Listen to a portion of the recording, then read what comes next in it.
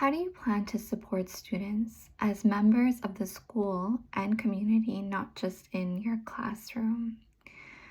This has been an extremely important, motivating factor for me in why I wanted to become a teacher. I have always taught, as in Elizabeth Gilbert's book, Big Magic, where she says, "What can you not do?"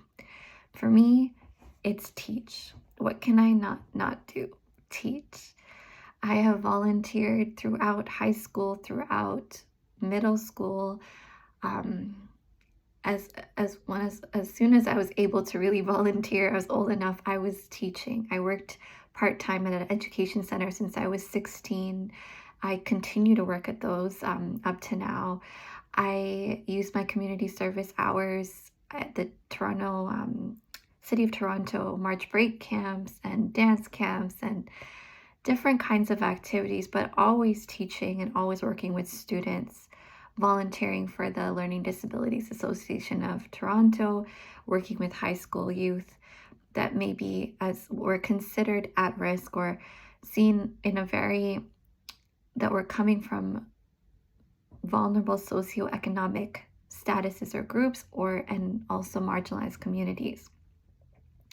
Volunteering abroad in Jamaica in a girls empowerment camp, as well as for students, PJ in leadership and literacy, developing programming for that. Actually, with the Girls Empowerment Program, was the first time offering.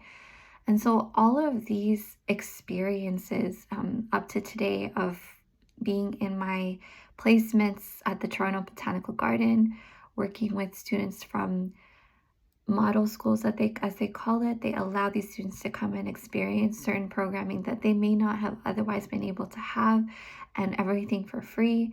Or also in my placement in my school in grade 3 4 classroom, that in all of these experiences, as I have been teaching, it is something that I couldn't not do.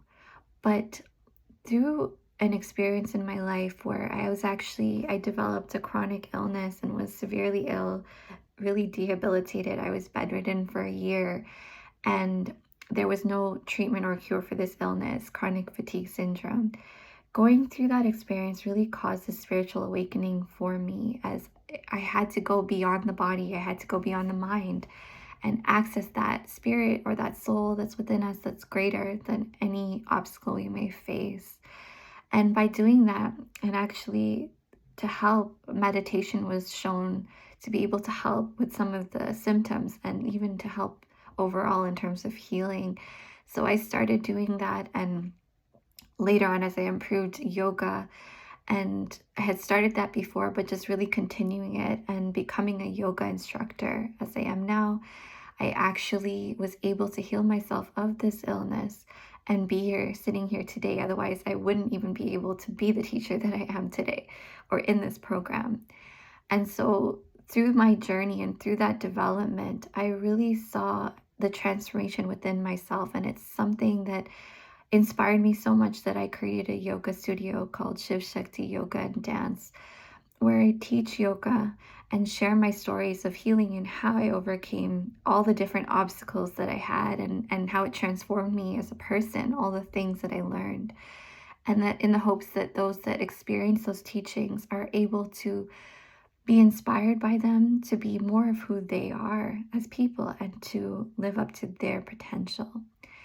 I plan to bring this into my teachings, into my classrooms, and through yoga, through meditation, being able to teach within the classroom using these techniques, mindfulness, and also in after school programs. Because what I truly believe is when these students are able to access that greatness within them, as we spoke about with existentialism, as we spoke about with humanism, and even with critical theory of focusing on these social issues and being able to address them from a higher perspective, as mentioned in the aesthetic experience also by Moon and other researchers, that we're able to have these moments that shift us and that open us to greater possibility and are more able from that place of ourselves to address those social issues, address who it is that we choose to be and what role we choose to take up in our society.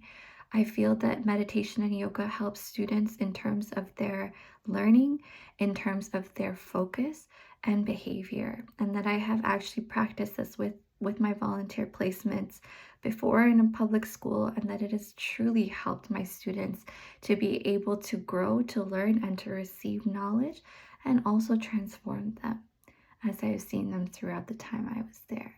So, this is something I plan to bring into my community, into my school, and offer myself as that service.